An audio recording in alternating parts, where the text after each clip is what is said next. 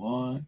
Good evening. This is Chris Richards, the Eclectic Radical, welcoming you to tonight's episode of Uncivil Disobedience with my co-host and partner in crime, Kennedy Cooper. Hey, everybody. We're glad to be back. We're sorry we missed you last week. I got vaccinated last Monday. That's great.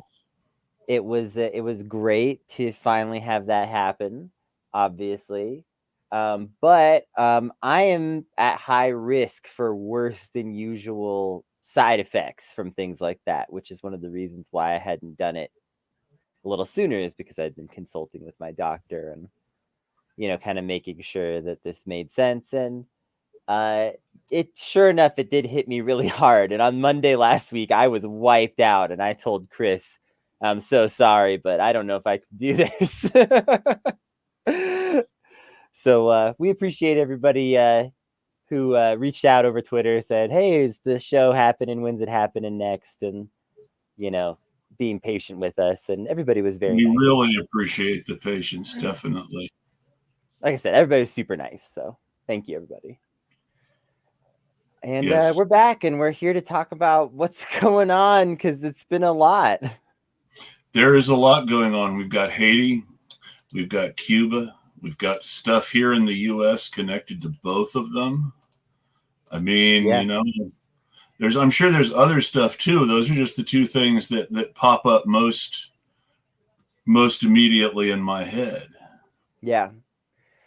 I guess maybe let's start with Cuba, because I feel like that's really on everybody's mind right now.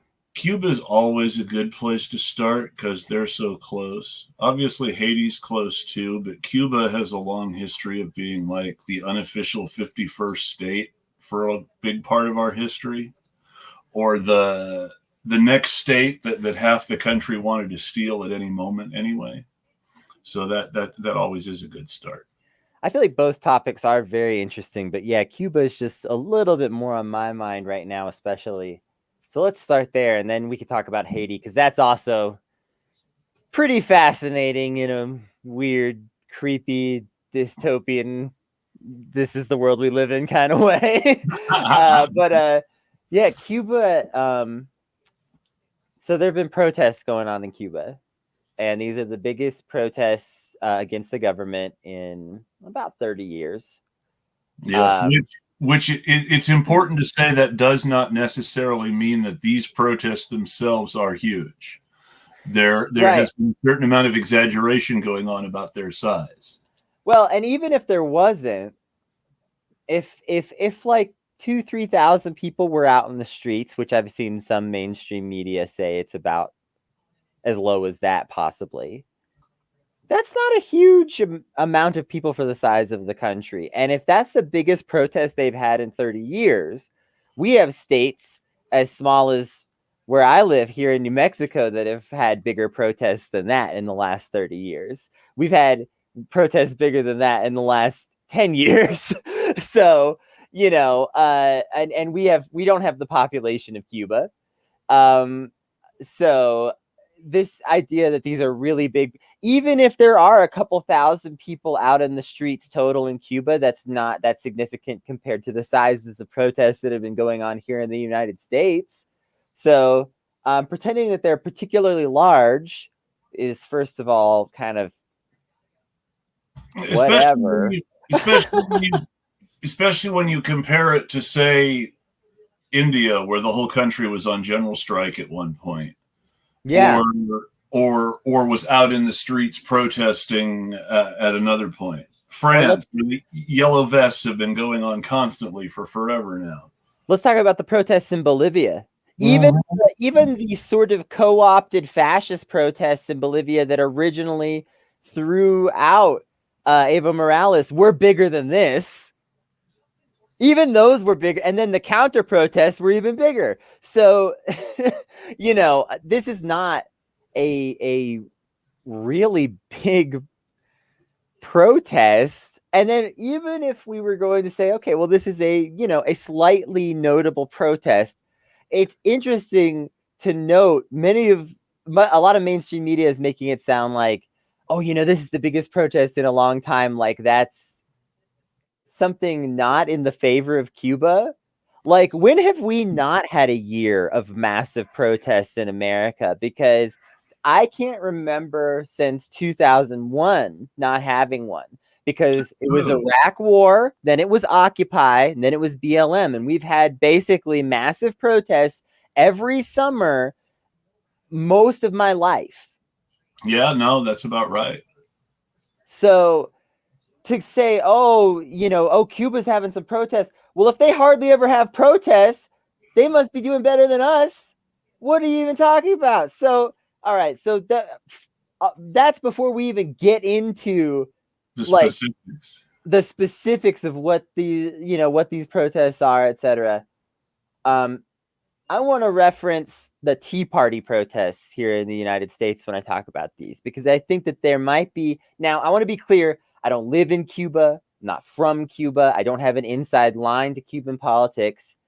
I'm speculating based on the best of my ability, based on having read some history and also reading a lot of news and a lot of Twitter. But based on what I see, I suspect that it might be kind of like this. The way the Tea Party protests went down was there was basically a bottom and a top of those protests. Yes. Okay. Have fun with that metaphor if you want to. And so that bottom layer of the protests was a somewhat grassroots-ish, like actual, especially at first. Now, to be clear, this all ends later, but we're only going to talk about the beginning right now. So there's this somewhat actual grassroots-ish, dissatisfied with the government group of people that is out there actually doing the legwork and protesting.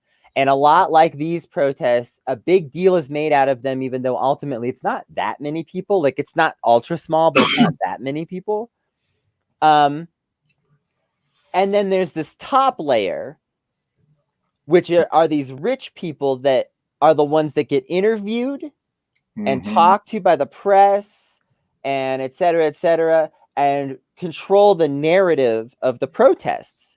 And so what happens is some of these protesters end up realizing they're getting used. And that happened. There are ex-Tea Partiers that have come towards the left or all the way to the left because they realized they got used in that situation.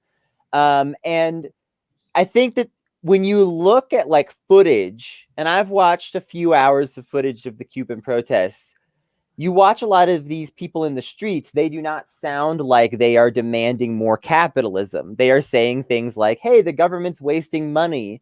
Our economy is not very good right now. What are they going to do to help those of us that are struggling? Things that, as I could guess, probably some people in Cuba are struggling. People all over the world are struggling. So maybe this is true. And some people might feel that way. But then there's this top layer of people getting interviewed by the news. And those people are not the same people. And they're getting to control the narrative of what these protests are really about. And when they say things like free Cuba, they don't mean the same sort of thing by free Cuba that we mean by free Palestine. Right, exactly. I'm going to go ahead and single some people out by name simply because it shows an interesting generational example of how U.S. politics works. So Fernando Mondi Sr. is a Republican, and a very conservative Republican out of Florida, who was an actual anti-Castro activist in Cuba for a little while before leaving and coming here, and who prior to the revolution, his family owned sugar plantations. He was very well-to-do before the revolution. His family lost just about everything in the revolution. Most importantly, their power over their workers to make them do their will and back it up with military force, because it's really important to understand that the labor pass system used in Cuba before the Castro took over was very much a relic of slavery, and working in the sugar fields in Cuba was as close to being a slave in the Caribbean in the days before the British Empire abolished it as you could possibly get. Yeah, it was something like 92% of the land was owned by someone who wasn't from there or didn't live there. There was just think about that. Your entire country where you live, 92% of it being owned by someone who wasn't from there or didn't live there in the majority of cases. No. That's complete disconnect. Now keep in mind that this is a similar ratio to the populations of specific states in the American South, like Mississippi and Alabama, before the Civil War, where large numbers of the biggest landowners were not from there or didn't live there. Right. And the majority of the state populations were actually the slaves. There were more slaves in Mississippi than free white people, let alone slave owners. Yeah. This is part of how the North won the war was by taking advantage of facts like that. That's part of why they emancipated the slaves of the South and made military regiments out of former slaves. It's why during Reconstruction, the first black senator in the United States was from Mississippi, because Mississippi actually had a huge majority of black voters during Reconstruction. It would have had a huge majority of black voters during Reconstruction, even if all the former Confederate Mississippians had still been able to vote, because that was before the Great Migration, and the population of Mississippi, the slave population of Mississippi, was considerably large, while the free white population was remarkably small, considering how many white people there are in the state now. And it should be pointed out how remarkable it is that black voters were able to win out at a time when literally open outward voter suppression was a political platform that was considered desirable to have in both major political parties. Well, if you got up there and you said, I support some form of voter suppression, that was the norm. And if you actually got up there and said, I want black people to have a full vote in this country, that was like, no one's allowed to say that. What are you doing? Here's where that starts being wrong for a very brief period of time. This is important because that's a common view of American history, and it's mostly right. The exception is Reconstruction. And the reason the exception is Reconstruction is twofold. During the early part of radical Reconstruction, people in the North really wanted to punish the South in a vindictive way, which is what gave the radical Republicans their freedom to operate with the platform that they were able to operate with. However, the second part is equally and perhaps more important, especially when you consider the tragedy of some of their political lives in their home states. But the radical Republicans were people who sincerely believed that black people were equal to white people at a time when almost no one thought that.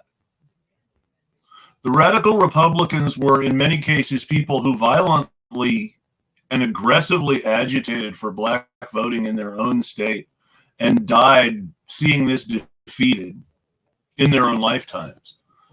But they had the chance to attempt to make an equal society in the South.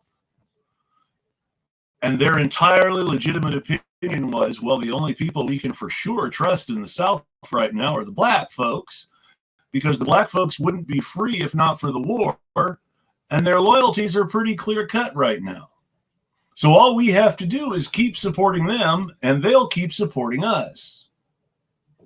And this was an eminently logical and intelligent plan. that worked very well for as long as the federal government remained committed to it. Well, and a lot of it really was undercut by liberalism. Definitely. There was a liberal tendency to undercut, human rights movements over and over again historically, and basically have Black people be a part of it right up until the point where you're writing the laws. And then, oh, whoops, we forgot the Black people. Oh no. Yeah. Like that was happening over and over again amongst the supposedly liberal elites of the North, Yes. that had won the war, and had ended slavery and all that stuff. And it's like, yeah, but what did they do after? And that's really what's so frustrating. There's this brief window where you have this serious opportunity for this chance to show the rest of the country the way forward on so many. Yeah, I see the comment ended slavery. Yes. Yeah. But you had this huge opportunity to show the rest of the country the way forward by really reconstructing the South as the kind of society that the radical Republicans and the freed slaves were talking about. Mm-hmm. And instead, you have the total sellout of the freed slaves and the end of Reconstruction when Rutherford B. Hayes needs to finesse a presidential election. And this is part of where you get the traditional distrust of liberalism in the South. Like, this is where this starts to creep in, because this is where you start to see, these people are seeing these leaders, from the North that are considered, sort of like progressive heroes of their time, in the way that they would have been considered back then. They would have used different terms, but same thing. And they're watching those people come down to the South and make deals with people down there that are as nasty as can be, and seeing this other side to them. Yes. And they're wondering, why don't their constituents up north ever believe us if we tell them that this is how these people really are when they come down here and they make their deals, And so that's where you start to get some of this resentment of feeling like, there's this, for people who live in the South, they feel like there's this liberal coastal elite that doesn't care about me and my farm. And to an extent, they're right, because, there is this long historical precedent of the people that fit that model continually just selling you out. It's true. And it's not now, are their conclusions right? No.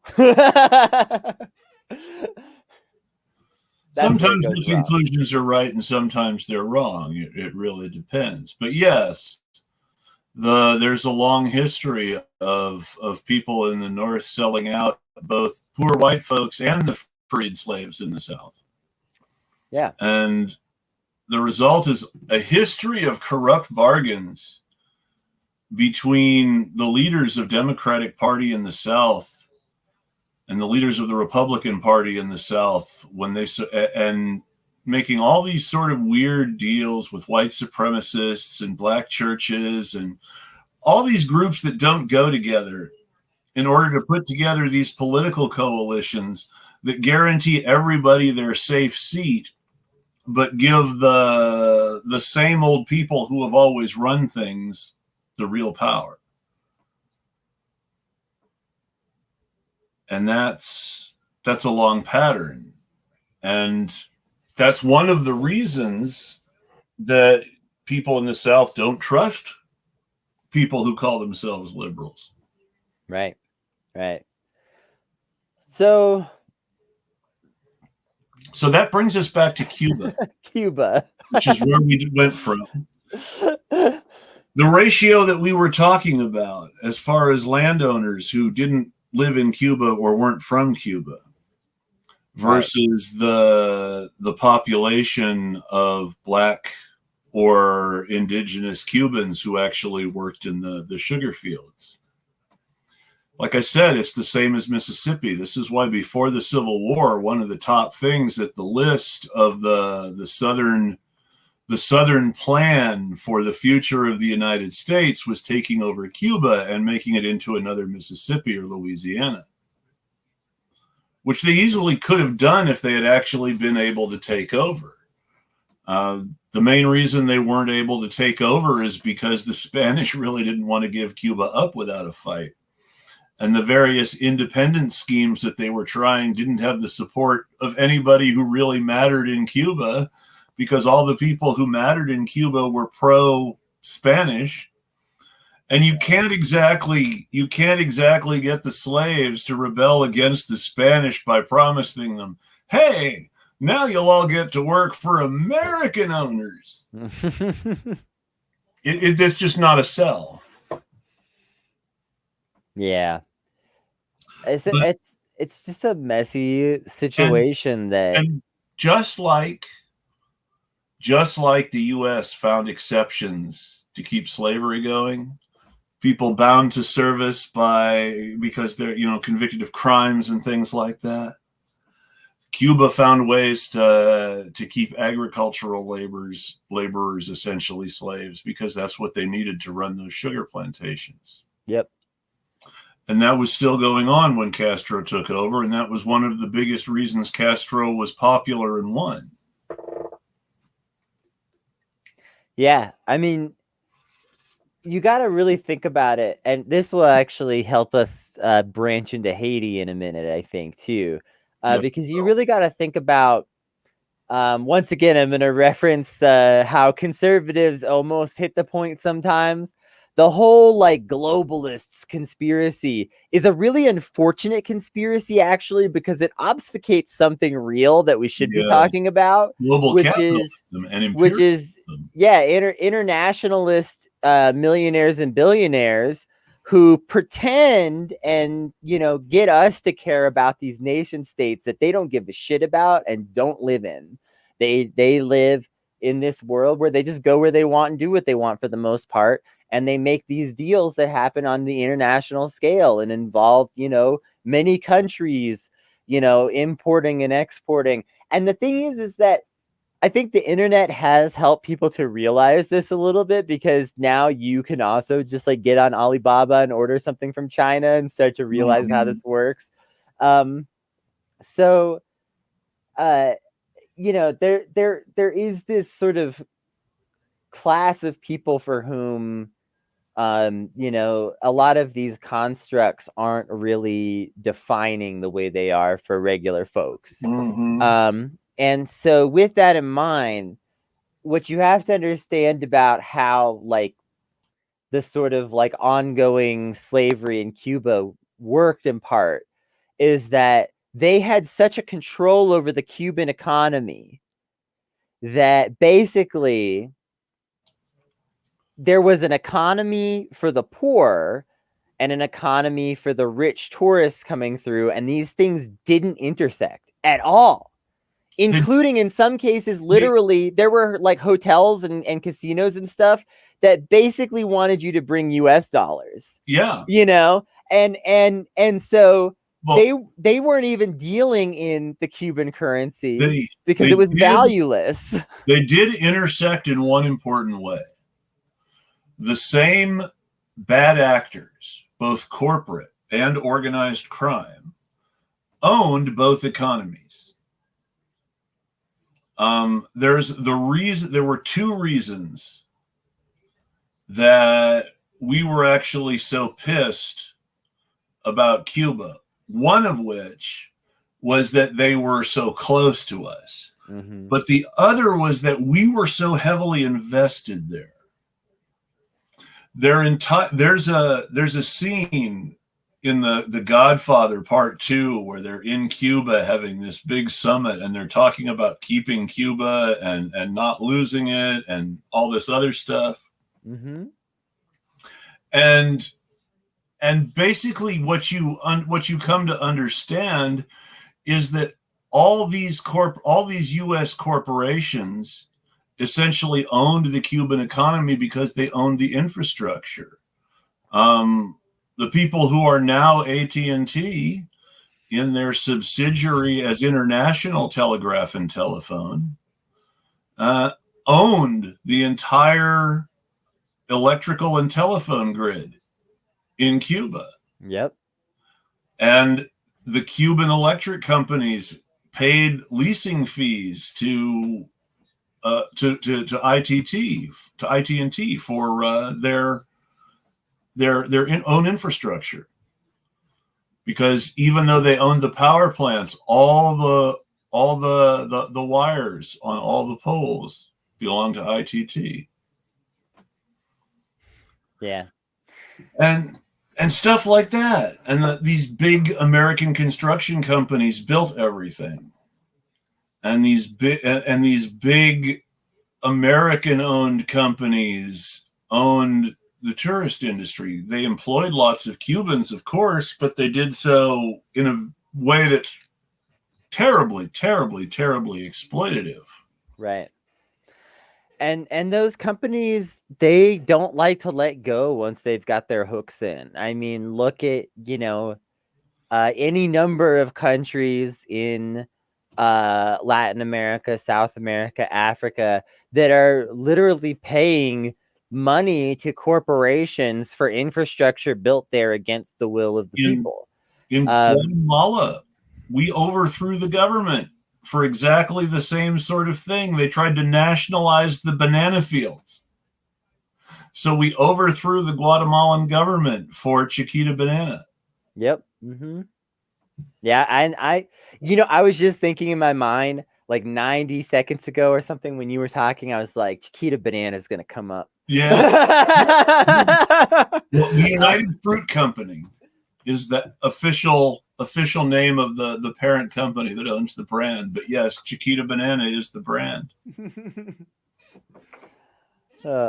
There's some comments mentioning, globalism minus capitalism is good. I agree with that 100%. In fact, I'll take it one step further and say that globalist capitalism is probably better than nationalist capitalism if you put a gun to my head. Well, because as long as we're separating that idea from imperialism and we're not saying it's the same thing. If we're saying that Venn diagram is a circle, then, well...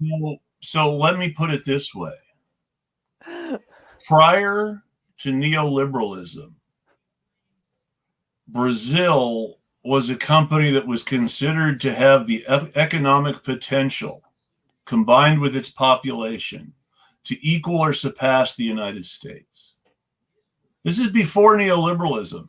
This is even when Brazil had debt crises and trouble with stable governments and things like that. Their economic potential was still considered so good that they could equal or surpass the United States. They had excellent national power companies and excellent national water companies and very good systems for managing public lands. And all of this was destroyed by a series of loans from the World Bank to get them out of a so-called financial crisis that had in the first place been manufactured by the people who owned Brazil's debt, which is to say the World Bank. So the World Bank manufactures the situation, bails Brazil out of it, and makes them privatize sectors of their economy that are public in almost every country in the world that hasn't had one of these IMF or World Bank loans. Oh, that World Bank. Yes. There's a running theme with that World Bank. Aha. Welcome, everybody. Okay, welcome. I made it, and I didn't catch fire, so. We're glad you made it safely. Yeah, it was interesting. I had no idea. I'm like driving around all day, and there's smoke everywhere, and there had been smoke everywhere for days, and so I thought it was the other fires that had been blowing in that is what the smoke was from, but apparently not. So, anyways, I'm here, a little welcome, frazzled, but I'm here. So, how's it going? I caught a couple minutes of your show in between the canyon where I got service, but that it? So far, so good. We've been talking a little bit about Latin America in general, and, Wow. and how the U.S. has conspired to wreck economies. Yeah. Yeah, I think that's, to me, so I live in Utah right now. Yeah. And to me, that's been one of the biggest, I guess, challenges living in a red state, is trying to explain to people, especially with the refugee situation and asylum seekers, how these people get in the position that they're in, right? Because everybody's like, they want to throw out this, like I said, very red state, Trump everywhere. Yes. And they want to throw out, oh, well, if they didn't come here illegally, and first of all, they're not coming illegally. You can go anywhere you want to get, asylum. I mean, it doesn't matter what direction you enter the U.S. from, is supposed to be an option. All you have to do is state that that's what you're seeking. Yes. So that's one of the frustration points. But the biggest one is where people are like, well, they're going to bring their problems here. And I'm like, we brought our problems there. This is not a situation where they're coming knocking at our door because they screwed up their country. They're knocking at our door because we screwed up their country. And it goes back years and years. Yep. Right. And we did it knowing that would happen. This wasn't like an accident, like, oops, we're so sorry. We didn't realize that, like unseating all of your leaders would destabilize the country or destroy industry or, allow powerful dictators to come in. Gosh, we had no idea. I mean, we had example after example, right? Empowering death squads to kill priests and nuns in rural villages where the priests and nuns are like untouchable figures. Right. That's not something that would make people run away. Yeah, that's just like, that was accidental. Or shipping in, thousands of U.S. guns and saying, here you go, happy Christmas. Let's see what happens. That apparently isn't going to cause any problems either, right? To tie it back to Cuba, which we've been talking about a lot tonight too.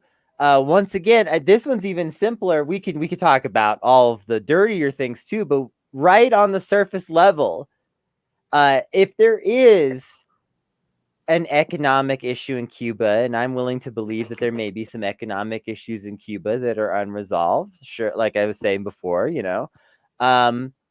those would be instantly solved by ending the sanctions on Cuba. I really want to emphasize how much I mean that. Like, if we lifted the sanctions tomorrow, their economy would improve that day. Yeah, like, immediately. Immediate. Immediately you would have a burst of goods coming into the country, for one.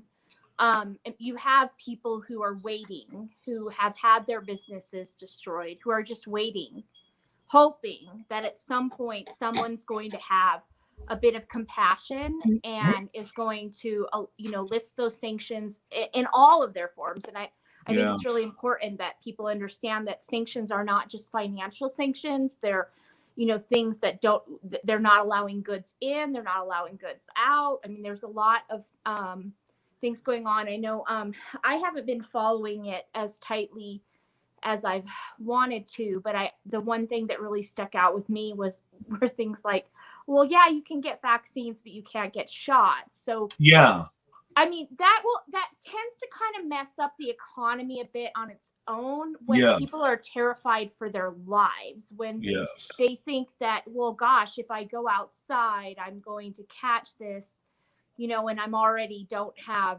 what I need to survive. So I really can't afford to, catch COVID. If we're supposed to believe the pro-Cuba narrative, then, I mean, not pro-Cuba, sorry, the pro-Cuban protester narrative. My apologies. Right. If we're supposed to believe the pro-Cuban protester narrative, which is also obviously the Republican narrative, the conservative Democratic narrative, the State Department narrative. So this is over food and vaccines. Right. Specifically food distribution, because they're always short on food in Cuba specifically because of the American embargo. Right. It's really hard for people who don't understand global supply chains to really get how much more expensive it is to import food into a country that has a complete trade embargo from the United States. Right. So that's one of the things, like if we jump over to like the Africa situation, that has been when people are looking at it 30 years later and they're trying to figure out, well, why are people still starving in Africa? You have gold there, you have diamonds there, you have oil there, you have all these things that should make it one of the wealthiest nations in the world, right? Because you look at places like, say, Dubai or other places that have those same resources, and look at them, they're exploding with money. I mean, it's just falling out of their pockets, right? Well, but I'm glad you mentioned Dubai, though, because in the United Arab Emirates, there's literally two completely different classes of people. There's the citizens of the United Arab Emirates, right, who are the urban population of Abu Dhabi and Dubai, and who are mostly upper class and middle class, and who are well off, comparatively better off on average than people of the same social classes in the U.S. Right. And they're citizens of the UAE. And as citizens of the UAE, they get shares of oil money and all sorts of other things. Right. Then you've got what was the rural Bedouin population and is now in many cases the urban domestic servant population or urban working class, who don't have citizenship in the UAE. They have a citizenship in an African country called the Comoros, but with a specific clincher in that citizenship that says they don't have the right to go back to the country that they're supposedly citizens of. So the working class in the United Arab Emirates are foreign nationals in their own country without the right to go back to their own supposed country of origin. And this is all because of a corrupt deal between the government of the UAE and the government of the country in Africa.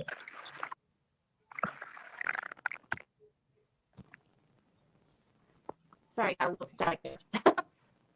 Yeah, I think that what we're looking at, I guess, with a lot of these nations is a problem with access to the same things that other people have, right? I mean, one of the things that, like, if you look back at medieval times and things like that, the countries that were thrived were ones who had access evenly, right? Where they allowed all of the people in their country to have full access to the same resources. And that was like, that's like the kind of pseudo, I guess, capitalistic dream that people try to give us, right? They say in America, you have access to everything, right? You can make your own, and it's BS because it's not true. You have doors slammed in your face all over the place if you don't come from wealth. Yeah, your sound is someone. Same thing in those nations. Your sound is coming in right? a little those choppy. Nations that allow. What now? We're kind of losing your connection's you. a bit choppy. Oh, okay. Yeah, we might end up having a problem. Well, we'll come back to me. Go ahead. You guys go ahead and chat until I get a good signal, because I think the fires are shutting down some of the areas. That makes sense. Dang. But yeah, no, and that takes us back to the original Cuban thing again, where again, Cuba was valuable to the U.S. economy because so much of the working class was disenfranchised and de facto slaves. C&H Sugar, big company, we all know C&H, famous brand, not as rich a company as it was then. The C in C&H is Cuba. It was Cuba and Hawaii Sugar Company. And so that was half of C&H, the C. And now C&H is just H, basically. So if you think about it that way, and you think of how much lower labor costs were for C&H in Cuba than in Hawaii, and how different the standard of living was in Cuba than in Hawaii, even then you start to think about, wow, that was a big deal for a major American corporation. And that all went away because of the things that happened in Cuba during and after the revolution. And it's the same thing for IT&T. It's the same thing for the company that had the contract to run Havana's train system. A bunch of stuff. And people sometimes ask, why can't the big capitalist nations just let by and let some countries just do socialism if that's really what the people there want? This is why. Like, this is why these things are undermined, is because there's always a vested capital interest that's upset when these things happen, because they held the power on some important monopoly. Whether it was sugar in Cuba or oil in Venezuela. And when that gets taken away from them, they don't just those corporations that want that money back, they don't just sit around and go, well, I guess that's over, let's move on. They just fight tooth and nail to get those things back that they feel like belong to them. And they do that for a long, long time. And so again, when people wonder why can't any of these nations just let by, it's because there's too much of this investment, and that's always considered the priority by the capitalist nations, and so then they back that up with violence. Which brings us back to Fernando Amani Sr., the Republican political operative who enthusiastically tweeted his support for the Cuban protests. His family owned sugar plantations. They lost that fortune when Castro took over. He's been a major figure within the Cuban Republican Party ever since in Miami, ever since. His son, Fernando Amani Jr., is a Democratic Party operative who has worked for both Debbie Wasserman Schultz and Donna Shalala in the past, and who is a crony of Joy Reid, who used to be on her show practically every episode, because he's a friend of hers from her Florida days on the radio. So the father is a Republican donor, and the son is a Democratic consultant. And they both have exactly the same political position on Cuba. So obviously there's a consensus there and not a real policy difference. Yeah, where does that consensus lie? It lies in the money. Ro Khanna was tweeting his support for the protesters and criticizing Cuba's violent dictatorship. And, Ro Khanna is someone a lot of people still see as sort of at least an opportunistic ally from time to time. But he's right in there on the no, they're bad over there in Cuba. We need to keep this stuff up. Mm-hmm.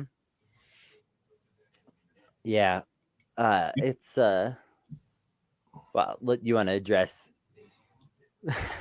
just really quick, Jacqueline. I mean, she's dealing with serious fires. We know that the disasters of climate change are increasingly upon us. As she said when she got here, she didn't know that it was going to even be this bad by her until it happened.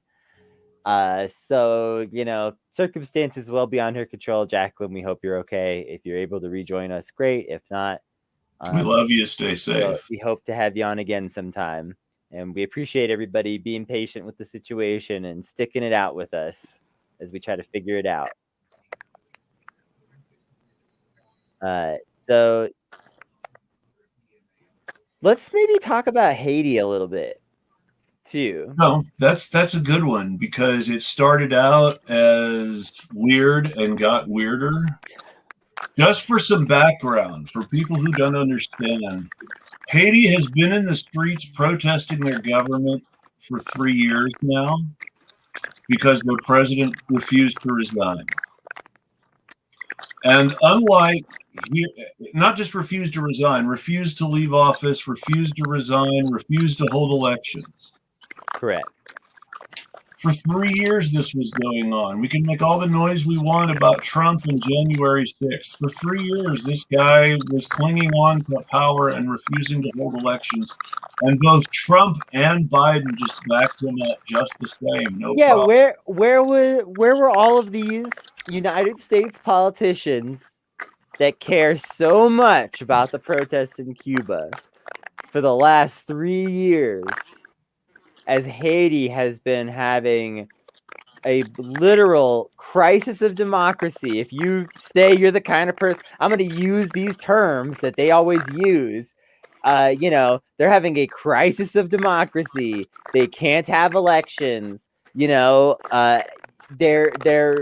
very ability to participate in their own government has been taken away from them unfairly. Where's all the noise about that? That's a good question because these are also the same people who were very, very supportive in many cases of Guaido in Venezuela. Some of these folks criticized the Evo Morales a lot and really liked the government that took over after invalidating the election with their little coup in Bolivia. These are people who really hate Daniel Ortega and the Sandinistas in Nicaragua, and who actually spread somewhat bullshit stories about Social Security reform that people didn't like in the news, that was actually essentially rich people protesting for Social Security privatization. In a country whose leader claims to be a socialist and can't possibly do that. So when they talk about, well, people wanted Social Security reform, they're saying rich people did not want to be paying taxes into the Social Security system anymore. They wanted to privatize. What a joke. What a joke. So that's where this gets weird, though. Okay, so Haiti's in this situation. The prime minister won't go. President. The prime minister. There's a president and a prime minister in Haiti, which is important to know. I was just mixing it up. Yes. For a second there, but the president won't go. He won't hold elections. So both the president and the prime minister, the now deceased prime minister, now deceased president. Well, yeah. So before all this goes down, it seems pretty clear if you look into these people that they kind of give off that like CIA School of the Americas. The president was up until the point he was assassinated. Up until some point before he was assassinated. Who knows when exactly this changed? But the president was definitely the CIA's guy in Haiti. That's why Trump and Biden both loved him. Yeah. So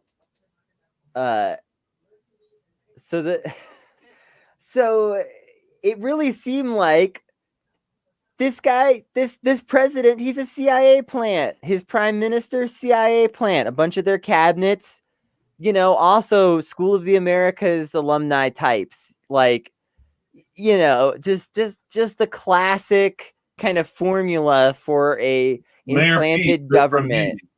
Right. But then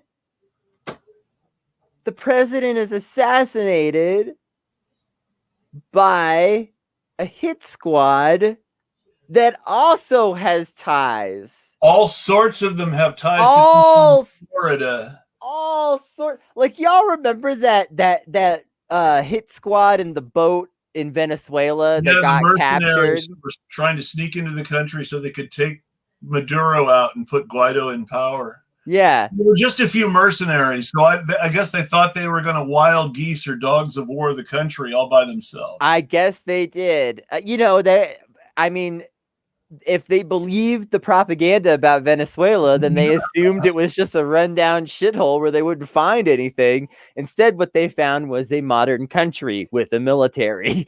Well, at least the Coast Guard that was able to capture their boat. So, anyway, I bring them up because if you remember the kinds of just ridiculous connections that they had to American intelligence and corporations and things like that, it's the same kind of garbage with these people. So the president is a CIA guy taken out by a CIA hit squad. And, I mean, of course, there's obviously a precedent for this sort of thing happening. More than one. It's possible that this guy just went a little too off the leash that they wanted him on. Well, and once that happens, they no longer have a use for you, and they'll turn their back on you quick. The classic example for so much of the bushwhackery that the CIA carries out overseas is Vietnam, because we were there for so long and the CIA had so much of an opportunity to play there. But the way that it worked in Vietnam is we put our guy in charge. And the guy that we chose, a gentleman named DM, was the only nationalist leader with nationwide visibility and a significant political constituency who wasn't communist. So he was pretty much their only choice. The trouble is that his political constituency was Catholics in a Buddhist country, which meant that he had a narrow degree of intense support from a minority. He was not a majority leader. So the South Vietnamese state that the CIA set up was flawed from the beginning, in that it was led by a conservative Catholic running a largely Buddhist populace. And it's not that, you could never have someone a little bit different in charge of a place and have it work out. But DM treated South Vietnam like he was bringing an occupying army. Well, he was very ultra-Catholic. And it's important to understand what that meant, because when the Buddhist monks set themselves on fire in Saigon in protest of DM's government, they weren't protesting something that was happening necessarily for the benefit of the rich, though the rich certainly benefited from it. They were protesting DM's transfer of political privileges in the country from Buddhists who had always had those privileges to Catholics who had never had those privileges before, except in the parts of the country controlled directly by the French and not through various Vietnamese agents on French behalf. So you're seeing this shift where, okay, if the Catholics are still going to be in charge, how are we really getting rid of the French? And this is how a lot of Buddhists in South Vietnam who did not think of themselves yet as communists were thinking. So this was a weakness from the beginning. And DM compensated for this weakness by cracking down very hard on Buddhists. Extremely violent. And this extremely oppressive. Confiscation of Buddhist property which was essentially community property, and owned by the clergy and their congregations, at least on paper, was being confiscated and turned over to Catholics who had no connection to the people who lived in those settlements around that Buddhist property. Can we bring up Dylan's comment? Absolutely. I meant the more recent one, but this one's fine. We can talk about both of them actually, because this one's good too. They're connected. Yeah, it's the same answer. Yeah. So when some people on the left talk about the working class as a sleeping giant, I criticize this idea a lot and very openly, because we cannot take for granted the idea that we can just summon the working class, cohese ourselves together, and have a revolution. But the extent to which there is a very salient and important point in thinking of the working class this way is the best way that I can probably answer this question, I think, because this is much like I was describing, protests being led by grassroots people, and then a group of people above that creating the narrative of what those protests are about, and it may or may not align with what the people below believe. That's the situation that our world is in. And that's literally that's it. Let's be clear. The people who were defending Buddhist temple property and the rights of the clergy in the country were by no means communists. They were Buddhists who wanted the state religion to keep its property without it being taken away by a religious minority. They were not people who were just waiting to have communists come in and redistribute wealth. They were the wealthy elite. It's important to understand the degree to which Buddhist monks were the wealthy elite in the areas where they were heavily. Well, and that's a great point, because what are we talking about again? We're talking about there is this political stage in South Vietnam, and there's two groups standing upon it, and neither of them are the working class. Exactly. You got the Buddhist monks versus the Catholics at this point. So it's not that most of the world is right wing. If you surveyed every person in America, only about 30% of them would come out as conservative. Most of them would be more like undecided. But let's throw that out, because it doesn't even matter. What matters is that there is a group of people that get to control the majority of the narrative. And that group of people skews right wing, because that's the property owners. The property owners are right wing. And this is where you have the dichotomy between the people in our government and our voters. Because even among the whole general population, without taking into account the fact that we're not even talking about just Democrats, we're talking about the whole population. When you say that 70% of the population supports Medicare for all, what you're saying is that 70% of the population believes in a basic left-wing idea that the state is responsible for the health care of the working class. That's a basic social democratic idea that goes back to Marx, and before the word social democrat lost all their respectability because of the German social democrats. And when you think about that the idea of protecting those sets of rights is just gone now, that's why the world is right-wing. And it's right-wing because American money pays the world to be that way, or overthrows the governments. I mean, under the French were in charge, and not just any French, the French bourgeois, the people who could afford to travel from France to Vietnam and lord it over the poor people. Well, and it's not just the United States. Like when to go to the first comment about why doesn't the world just sanction the United States, let's talk about China for a second.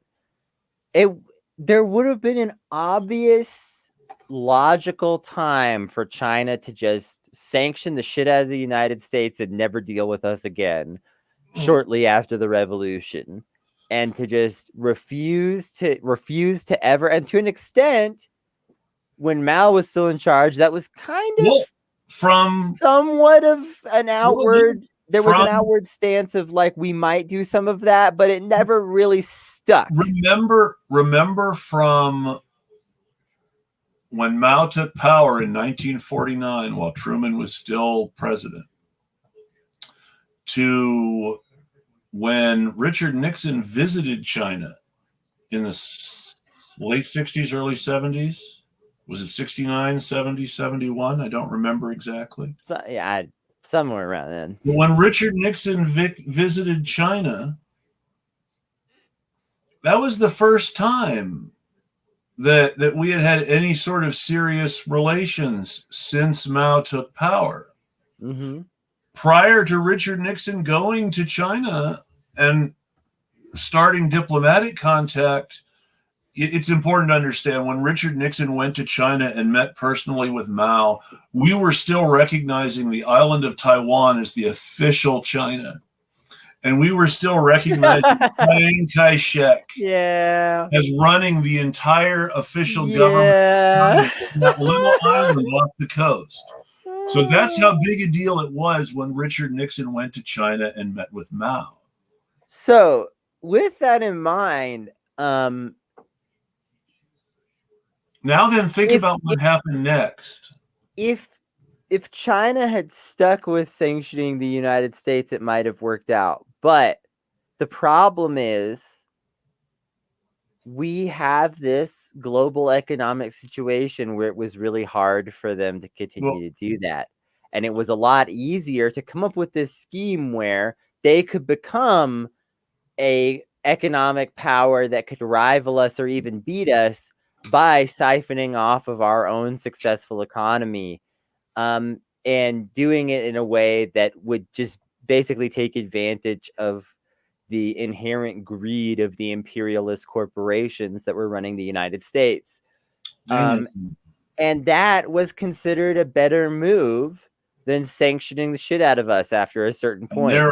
There are American communists who still call themselves Dengists and think that Chinese market socialism / state capitalism is the way to go. So yeah, I mean, I don't want to get into is China better or not than us now necessarily, but we'll save that for another time. But the point is just that there was too much on the table at the end of the day. China, is looking at this decision. Do we continue to sanction the US and just ignore them, or do we take advantage of them to grow our own economy? Did it entirely work out for the benefit of everyone in the end? No, but that's not the point, because that's not who was making the decisions. Mm-hmm. and especially because, let's be clear, there was a certain class of wealthy Chinese business person that was sort of waiting in the wings after the revolution and saw this opportunity to sort of slip back into power. Yes. And seeing that opportunity, they went for it. So yeah, I mean, there's just too much economic investment by too many parties for everyone to just pull out and sanction the United States. It makes them all money too. And so the only people that would really, benefit from, the only countries that would really benefit from something like that are a handful of tiny nations that are so opposed to the United States. But that's it. Let's drill down on that a little bit. It's not 100% true, but it might as well be true. So there is a huge economic incentive for the European Union to want to shut the U.S. out economically as much as possible. But at the same time, nearly every state in the European Union is militarily dependent on U.S. money and U.S. military commitments in order to support their own welfare states instead of investing all their money into their militaries. When you hear Trump or Biden, and Biden is making this demand too, just more politely, talk about every country in NATO raising their contribution to 3% of GDP, what we're talking about is every country in NATO taking money that it's putting into its welfare state out and putting it into its military instead. That's but an with important extra thing steps. that's an important thing to consider. Yeah. Yeah, it's all complicated as shit, but the point is that there are very few nations for whom it truly makes sense to actually shut us out when the reality is global trade, so much of global trade just still flows right across our backstop, and you can't ignore that. You know why China and the US came together again like that, right? Why? Go ahead. So there's the very famous Chinese-Soviet split. Joseph Stalin died, and Mao Zedong took a look at this Khrushchev guy and said, "You stupid little prick, you weren't even alive when I first started reading Marx. And if anybody's taking over for Stalin, it's me, not you, just because you're Russian." And that offended the Soviets greatly, who thought that they should be running everything no matter what. And so from that point on, China was no longer part of the Soviet international system, which meant they needed new sources of supply, and also new markets for their own supply. And I'm glad that this went exactly where I thought it was going to go. And Mao was pretty concerned about Russia's military. Yes.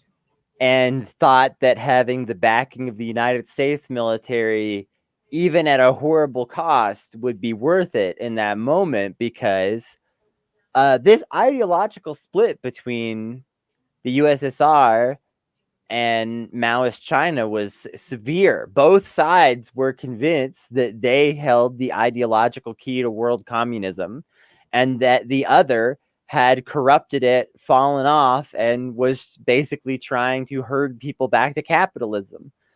And so this was not a small ideological rift. This was the type of ideological rift that a war could have conceivably been started over. This was where Mao was basically saying Stalinism at the same time, and this is some Marxist-Leninist stuff for people who aren't deeply into it. This is where you start to talk about revisionism. Khrushchev and his crowd were revisionists. They were saying, well, no, Stalin wasn't actually good. In fact, he was bad. And we're actually, to some extent, rehabilitating Trotsky and old Bolsheviks that Stalin had killed and who had been considered evil. And so with all this rehabilitation going on and this revisionism as Mao saw it, Mao was saying, no, not revisionism, Stalin and Mao. And now that Stalin's gone, Mao is in charge. This revisionist stuff is crap. And the Russians didn't want to take that from him. And you can say, if you like, that it's very, very white supremacist of them. I also think, to an extent, it was just a disconnect that was sort of just the unfortunate result of, these two very large nations not fully understanding each other. Yes. Where I think that although Khrushchev certainly didn't turn out to necessarily be trustworthy himself, that some of the initial talk of like where, getting things back on track like was rooted in a real sentiment that a lot of people in Russia had at the time that was somewhat valid, because they had this sense that, you know, we've put everything into our military and our space program for the sense of like competing with the United States, and we really need to be investing into things that were making our lives better, you know, that like the things that really made this revolution great. And so you have that on the one side where, you know, to a certain extent, a lot of people in Russia feel like, hey, we're allowed to criticize Stalin. What the heck? But on the other hand, Mao is over there also kind of rightly looking at the USSR and saying, whew, we do not want to go down the same road that they're clearly on right now. And, you know, trying to avoid that. And again, very rightly, in my opinion, doing so. So I think, you know, you just have this big disconnect too, where you can end up in these situations where both sides have a righteousness to them. And then that makes it even worse when they're trying to resolve it, because if both sides feel that they have a political righteousness, and both of them have a political righteousness that is clearly founded in something, where on the one hand you have people in Russia who want the revolution to be about the people, and the people are struggling more than they need to, and on the other hand you have Mao and a lot of his ardent supporters in China saying, we have the revolution right here that is lifting people up. What do you want? That's tough. They're both looking at real oppression, and they're both trying to solve it. And that makes it hard to see eye to eye, because when you're dealing with that, it's hard not to assume that your enemy is in some kind of bad faith. It's also very important. It's very important to not underestimate the sense of, I'm going to go ahead and say, white privilege at play on the USSR side of this. Oh, sure. Because the Russian Empire under the Tsar had been one of the powers that colonized China. Mm-hmm. And the USSR's relationship with all the other communist countries in the world, except for Yugoslavia, which had originally Tito and Stalin had a special relationship. And finally, Tito said to the USSR, we're not putting up with your bullshit anymore. Yeah. And so with and Yugoslavia was able to do that because there were no Soviet troops in Yugoslavia. It's very important to understand that Yugoslavia was the only communist country in Eastern Europe where the communists took power on their own without Russian help and without being put into power by the Soviet military after the Germans were expelled. Yeah. Independent communist movement that had some of its own ideas, for good and bad. And that succeeded in overthrowing the repressive Nazi regime that had taken the country over. And it succeeded in overthrowing them on their own to a great degree, without Soviet or American troops coming into their borders in large numbers, without a Russian invasion of Yugoslavia like happened in all the other countries. We might have to do like a retrospective look at Tito in particular at some point. I think he's a little underrated. Oh, Tito is very underrated. I agree. He doesn't really get a lot of, when people bring up, like, you know, great socialist leaders, he doesn't really get any credit. Tito deserves a lot of credit for the non-aligned movement and for the attempt to try to make a way for people who did not just want to get caught up in the Cold War. I'm not calling all of his ideas perfect. I'm just saying there was definitely some interesting stuff there that should be examined. Tito was authoritarian Stalinist as far as the sort of communist party from which he emerged. It was very Yugoslavian communist. A little too much of that going on. Yeah, no, and there was that, but that was everywhere. I mean, Mao had the highest body count of the bunch, if you want to be strictly. Yeah, and also, I mean, like, we have to put it in its time period and just be honest about the fact that, I mean, how many people were really talking an anti-authoritarian political philosophy on any side of the aisle at that time? Not really anybody. Everybody was kind of still like, we need a dictator. It was just what kind of dictator? There were people who had been talking very anti-authoritarian before the Russian Revolution. The Russian Revolution changed. Well, and outside of Europe, we're talking about mostly Europe right now. I mean, if we talk about South Africa or something like that, we could tell a different story, but we're not talking about that.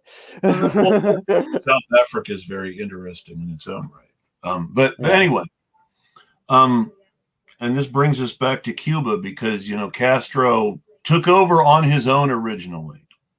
He invited the Russians there. The Russians only came to Cuba because Castro said, "Hey, come to Cuba." Castro, and this is not something that people dwell on because it ruins the image, especially since Americans love to hate Castro. Castro loved America. Castro lived in the United States for part of his life. Castro loved baseball and was a member of the Washington Senators farm system. It was his dream to pitch for the Senators. He wanted to be Walter Johnson. He did not have a major league fastball, and he ended up washing out of the minors, and he became a revolutionary instead. And if he had just had that fastball, history might have been completely different, and Cuba might still be an American colony and might be a state by now. Who knows? Although probably not, because that revolution was coming, baby. I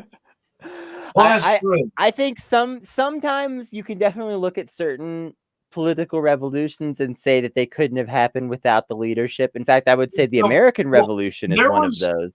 But I think Cuba was happening. Well, if Castro wasn't there, it was somebody else. There were already multiple revolutionary groups engaged in both electoral and military opposition to Batista's government when Castro entered politics. So he originally joined someone else's faction and not the communists, and he ended up coming over to the communists because he believed that was the only real way to unite all the different revolutionary groups was under communism. Yep.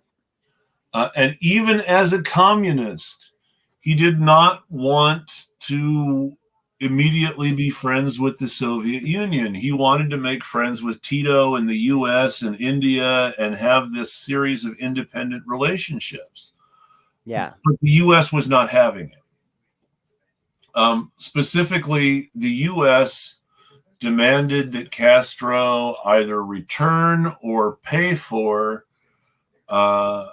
property owned by C&H Sugar, which was, of course, owned by American investors. Yeah, among others. Yeah, but that was the big one. That was the big one. Specifically, sugar was the big deal. Now, what happened was after a series of no-no-nos, the Eisenhower administration issued an oil embargo. Castro went to the USSR and made a deal for oil to buy it from them. It was a trade agreement specifically. He was still trying to make friends with the US at this point and make a long-term deal with Eisenhower. But he had to buy oil from the USSR because Eisenhower embargoed it, and he needed the oil to keep modernizing the country. So he did what he had to do and bought the oil. And Eisenhower, because of the embargo, just sort of sat there and watched while the U.S. oil companies refused to refine the oil that Cuba brought into the country because of the embargo, and they were American owned. Yeah. So he nationalized the Cuban oil refineries, which is the reason that the sanctions and blockade that we now know today were imposed. And so this was something that Castro was pushed into by Eisenhower. And that can't be understated. Because whenever you start blaming Castro for authoritarianism, whatever criticisms you might legitimately have of the Cuban regime as far as political dissent. When you talk about Castro and authoritarianism was necessary in Cuba because the United States was trying to destroy the country. When did we stop trying to assassinate Castro? Who was president when we finally stopped trying to assassinate Castro? Oh God, did we ever stop?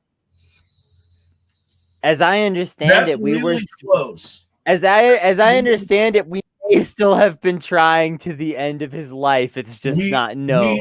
We officially, the order to kill Castro was officially rescinded. We were still trying to kill Castro when Bill Clinton was president. That sounds right. And there was a crisis under the Bush administration, a very minor one. I'm trying to remember. It even had a name, I think, but there was a very minor one where there was a suspicion that the Bush administration was trying to assassinate Castro, even though that had supposedly ended. That was a very minor news story during Bush's presidency that is now kind of forgotten. But there were still, Cuba was still saying, hey, we think the United States is still trying to kill Castro, even then. And it was just kind of flying under the radar. So, and this was W? Mm-hmm. Okay, see, now I'd have to take a look into that a little bit. I know that Cuba was on W's terrorist state list, which hurt them in a lot of ways. Mm-hmm. And Barack Obama reversed that, which allowed limited tourism and limited ability of people in the U.S. to send things to their family. And then Trump reversed most of that, put it back largely the way it was. And now Joe Biden has said it's not a priority to look into fixing things about Cuba.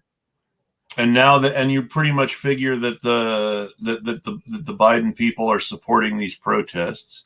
You know, all these political figures in the U.S. have come out in support, and let's be honest about this, in support of these shameless right-wing grifters for capitalism and dictators and colonialism who are cheering on this group of protesters in Cuba. Now, this seems a good time to talk about takes before we start thinking about wrapping up eventually.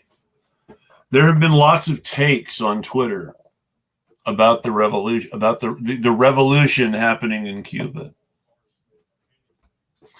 SOS Cuba is the astroturfing hashtag being spread by Republicans and pro-State Department Democrats alike.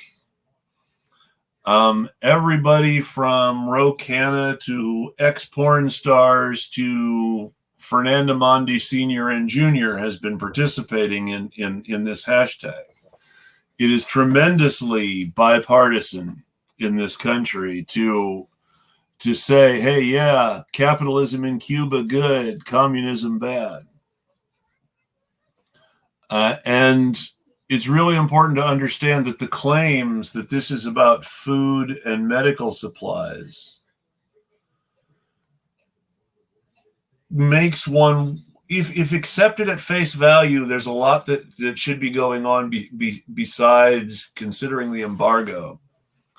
And these are things that the protesters would be at least somewhat aware of, the embargo not being a new thing in Cuba, and everybody in Cuba knowing exactly why the embargo is in place. Which is not to say there aren't people in Cuba who have the attitude, well, why can't we just, capitulate and end the embargo? It seems like that would make more sense. But there are also a lot of people in Cuba who feel proudly that, hey, we've done all this in spite of the embargo. Why should we give up now? And I'm very sympathetic to that point of view, even as I understand why it's so tempting to want to give up and surrender for what you think might be a better life. Yeah. So, okay, I was able to find it. So this is from an article from 2007. Yes. If you want to try to find this article or another one, where Castro is talking about this. In 2007, Fidel Castro talked about the declassification of CIA documents regarding assassination attempts against him. And he said, and this is a direct quote from him, "I think that this action could be an attempt to make people believe that these methods belong to another era and are no longer used. Everything described in the documents is still being done, only in a more brutal manner around the entire planet, including a number of illegal actions in the very United States." And he talks about, so Fidel Castro's assertion, I can't believe I remembered this, but I do remember this news story just barely from the time. Fidel Castro's assertion under George W. Bush was that nothing had stopped. And that the CIA was simply claiming an end. Well, I will say one thing, that I take that to be in a context of the larger war on terror, and say, yeah, they're not trying to kill me anymore. But look, they're trying to kill this guy bin Laden in Afghanistan, and he doesn't even run a country. And the sort of things that we were openly doing in Afghanistan and Iraq sort of come into that more brutal classification. And running Guantanamo, which was technically on Cuban soil, didn't target Cubans, but it's definitely something that Castro would think of as happening in Cuba because of the United States. I will say you're definitely right in a lot of senses, but he was clear to make the connection between, like, it wasn't, he was, Fidel Castro, especially at the end of his life, he loved to talk like a revolutionary. Sure. And so he framed everything in the global struggle. But he was also very much talking about the things being done to him specifically, continuing. And so he was saying, to till the end of his life, that it was still happening. Well, if you think about it from a materialistic point of view, the Marxist-Leninist point of view that Castro himself might have held, the embargo is so much worse than attempts to murder Castro. Of course. And the embargo has never ended. Even as we stopped trying to kill Cuban heads of state, the embargo has never ended. We've never stopped punishing the Cuban people for Castro. Yep. We are still punishing the Cuban people for Castro. And like Kennedy said, Biden doesn't consider that a priority. Nope. And criticisms of Castro aside, he did care about things like that. He cared deeply. He cared deeply that the people of Cuba were being punished. And it did mean more to him than his own life. Truly. He had that kind of, maybe he wasn't perfect in every way, but he had some real revolutionary spirit in him, and it came out often in things that he said. And he cared about the fact that it was affecting the people. It really did matter to him. It did. He had issues. One of those issues was that Cuba was not a nice place to be Cuba was not a nice place to be gay, lesbian, bisexual, or trans in the 1950s and 60s or 70s. Castro began to liberalize in the 90s, but for many years it was a dangerous place to be out. It's still honestly not the best place in the world to be LGBT. The government doesn't officially persecute you anymore. Yes, that said, Castro did himself admit wrong in his past beliefs, which is something that many of our leaders are incapable of. He apologized to people. He was crying. He said that he really, really understood how he had been wrong about gay people. and how especially his image of gay men was based in Catholic ideas that he should have abandoned as a good Marxist-Leninist. And he was very sorry that he had punished people who didn't deserve to be punished, because he couldn't give up his Catholic ideas about what was right and wrong between two men. And he was very open in his apologies about this. I mean, if everybody could make that sort of statement about their former prejudices, people online might not question whether Nazis were really reformed quite as much. Yeah. But most people claiming to be reformed do not make the kind of full apologies and efforts at restitution that Fidel Castro made. Yeah, it's a big difference. It's a big difference in the quality of apology. I mean, and when you're literally the power in your country, your apology and your attempt to do something right means something in a way that it doesn't for most people. Yeah. You're literally making people's lives better by officially recognizing their existence and saying the government will no longer persecute you for existing. Yeah. Even if that doesn't solve all the social prejudices right away, we're still talking about what people were fighting for in the US in the 1960s and never got. But let's circle this back to takes for a second as a way to maybe help try to wrap all this up. Because, you know, even if you don't have that kind of power, you do have the power to apologize sincerely like that. Yes, it's true. And you know, I will say that Chris and I are not always on the same side of every political debate that happens on Twitter. But we still get together and make this show. And it's because I think in part that we're capable of having those kinds of disagreements and apologies with each other. And I think if people were a little more able to just say, hey, I messed up. You know, how many of these fights that go on forever would just simply cease? I mean, there are literally fights that are only continued because the perpetrators refuse to admit that the crimes they committed even exist. Yeah. And those disputes are prolonged entirely by the claims of victimized innocence of the people who started it all. Yep. And that applies to so many things, in so many places, on so many levels. Yeah. It's not just about Twitter beefs. But talking about Twitter beefs, there are a couple of takes I wanted to draw to people's attention. The first was from the Serfs. The Serfs are a allegedly left-wing podcast. I like their takes a lot of the time.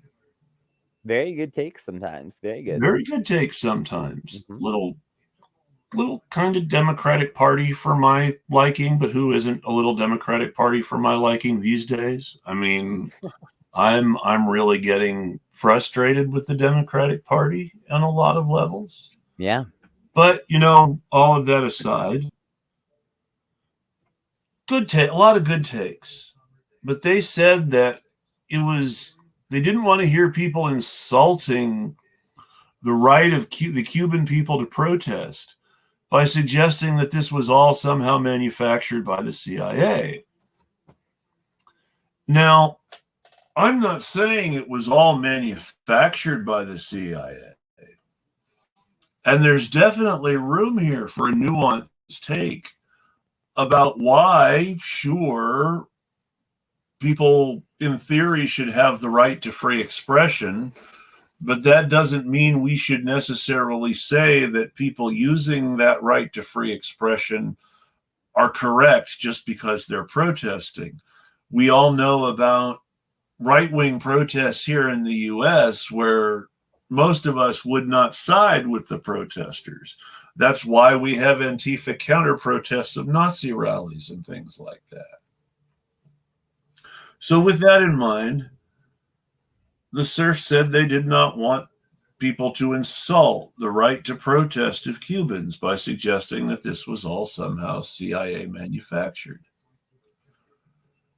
Whereas Leah McElrath, who's a liberal, who once said that her calves cramped because of Beto O'Rourke, is able to say that, you know, there's a lot of nuance here. And I don't care what you say about whether or not there are people legitimately protesting the Cuban government because of legitimate grievances. This shit happened too fast to not have the CIA's hand on it. So you've got someone legitimizing the protests while saying in a clear and nuanced way, but yeah, there's CIA shit here. Whereas on the other hand, you've got someone saying it's insulting to the protesters to even mention a CIA connection. Now, who would you expect to say it was insulting to the protesters to even suggest a CIA connection? The socialists or the liberals? Well, I would think the liberals. But a liberal is capable of making this very nuanced judgment on Cuba. And a socialist is saying, well, you know, the CIA isn't all bad. I exaggerate slightly, but it's an interesting dichotomy. The takes are kind of reversed, and it makes you wonder where some people are getting their foreign policy ideas on the left. It's also just a good reminder that, you know, and this might be my final major take for the night, because this is a big one that I would love to hammer home, is that when we say that politics aren't sports teams, we really mean it. Politics aren't sports teams.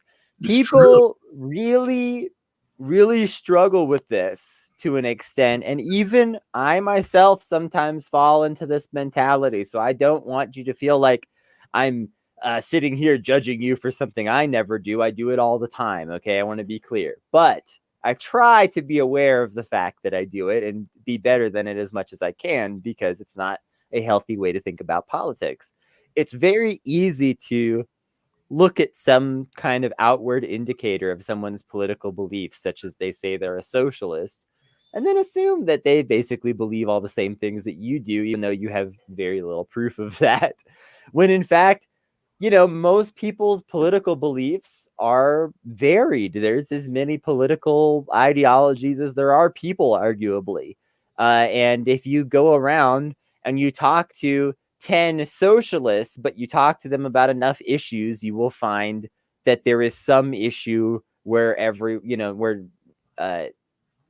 someone is odd out for each person, basically. You know what I'm trying to say? Like, you're gonna find that not everybody has a unified idea about foreign policy, immigration, markets, healthcare, LGBT issues, something. I will say there is a disturbing trend to social conservatism on issues of gender identity and sex work. Yes, there is.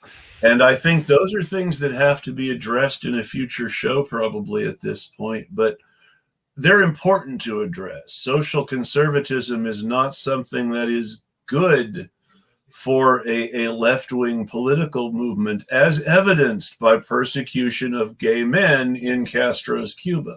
Yeah, I'm not necessarily trying to say all this diversity of thought is all good. All I'm trying to say is that you have to remember that it exists. Yeah. Yes, you do. And a mutual friend of ours said something that's very important for folks to remember, which is that, you know, a lot of European and American Marx-centered or other traditional European socialist-centered thinkers are very hostile to religion. And in the global South, there are a lot of places where Marx and the Catholic Church go hand in hand in the form of liberation theology. Mm-hmm. And that's something that cannot be overlooked or dismissed by global North socialists who think we all have to be atheists. Mm-hmm. Even Castro, who was someone who embraced the global North's idea of scientific socialism versus religion, and God is bad for socialism. Even Castro had to admit, hey, I didn't shake all my Catholicism, and it colored a lot of my judgments. So it's important to understand how important religion is to socialists in the global South. And if you want to deal with these issues, if you really want to advance feminism in a Muslim socialist country, or you really want to advance gay rights in a Catholic socialist country, you can't just come on it from a framework where you're saying you have to conform to my Western idea of atheist socialist purity, or you're not part of the club. That's not going to fix anybody on this issue.